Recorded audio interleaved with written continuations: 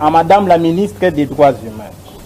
Excellence Madame la ministre, objet, dénonciation de la persécution du député et opposant Franck Diongo entre la vie et la mort à la prison de Makala.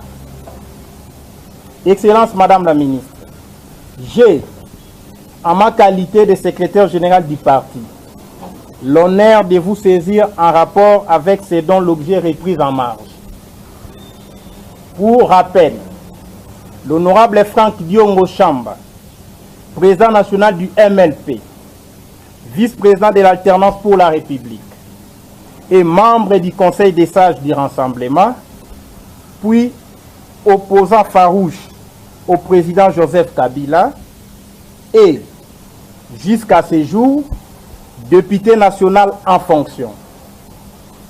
Ces immunités parlementaires n'ont jamais été levées. En dépit de ces titres et qualités, le député national Franck Diongo fait continuellement l'objet de graves persécutions et acharnements politico-militaires de la part du régime en place qu'il combat de manière démocratique et pacifique depuis son avènement en janvier 2001. En témoigne le fait ci-après. 1. À l'aube de la transition 1+4, soit en 2003, alors qu'il avait gagné l'élection dans la composante opposition politique, le président Joseph Kabila va, sans motif avoué, refuser de nommer Franck Diongo ministre des Transports et Voies de Communication. 2. À l'occasion de la campagne référendaire ayant abouti à la promulgation de la Constitution du 18 février 2006, le député Franck Diongo, alors député de transition, sera bâillonné à la tête par la soldatesque du régime du fait qu'il battait campagne pour les noms. La réintégration du député national Franck Diongo à l'Assemblée nationale, mais l'État congolais résolut l'affaire autrement, en payant une indemnité forfaitaire à l'élu du peuple à qui le régime arracha tout un mandat électif de 5 ans. 4. Au moment de la marche pacifique du 19 septembre 2016, organisée par les rassemblements, au fin de rappeler l'obligation constitutionnelle de convoquer les scrutins pour l'élection du chef de l'État à cette date, les militaires du régime finissant de Joseph Kabila avaient, à bout portant, tiré sur 12 des combattants, entendez, membres du parti de Franck Diongo. Ils trouvaient la mort. Les obsèques avaient été organisées de manière solennelle au siège du parti et 5 d'entre eux furent dignement inhumés. 5. Au cours de la nuit du 19 et 20 septembre de la même année, le siège national du parti, ici à Kinshasa, avenue de l'enseignement 195-196, subissait des bombes incendiaires qui ont détruit tous les bâtiments, tous les mobiliers et fournitures du bureau, ainsi que les matériels informatiques et documents parlementaires, politiques et administratifs. 6. Pendant leur injustement, en pleine perfusion, condamné à 5 ans de prison ferme à l'issue d'un procès hors commun, unique, non équitable, et ce, après avoir été militairement arraché des mains de médecins traitants au moment où Franck Diongo, leur patient, s'est trouvé dans la salle des urgences de la clinique Ngaliema. 13. C'est donc vers minuit, fin du procès expéditif, sous une procédure de flagrance qui n'en était pas une, dont la dernière audience dura de 11h à 23h57, que l'opposant majeur à M. Kabila sera reconduit à la clinique Ngaliema sur une chaise roulante pour y être extirpé le matin aux fins de son transfèrement à la prison centrale de Makala, était signifié par la victime Diongo lors des votes du peuple. Il y a péril en la demeure. Veuillez agréer, Excellence Madame la Ministre, l'expression de nos sentiments pleins de justice et d'humanisme. Maître Nico Maengele, secrétaire général. Je vous remercie.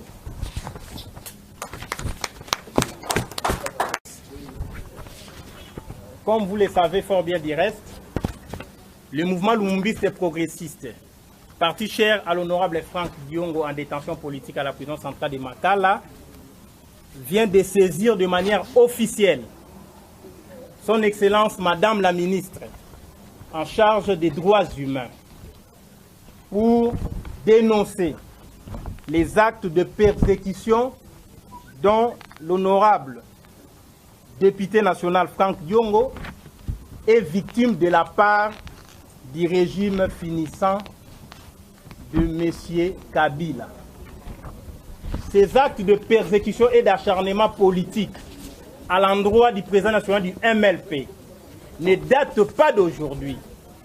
C'est depuis que M. Kabila est au pouvoir que l'honorable Franck Diongo est persécuté, torturé, tant politiquement, physiquement, que moralement ainsi que judiciairement. Et je m'en vais pour preuve. En résumé, en 2003, alors qu'on mettait sur pied les institutions issues de l'accord global et inclusif, la transition 1+4, l'honorable Franck Diongo a été élu dans sa composante opposition politique comme ministre des Transports et Voies de communication. Mais le président Kabila avait refusé de le nommer à ce poste sans raison valable. En 2006, Franck Diongo a été élu député national, mais injustement invalidé par le pouvoir en place sans raison valable.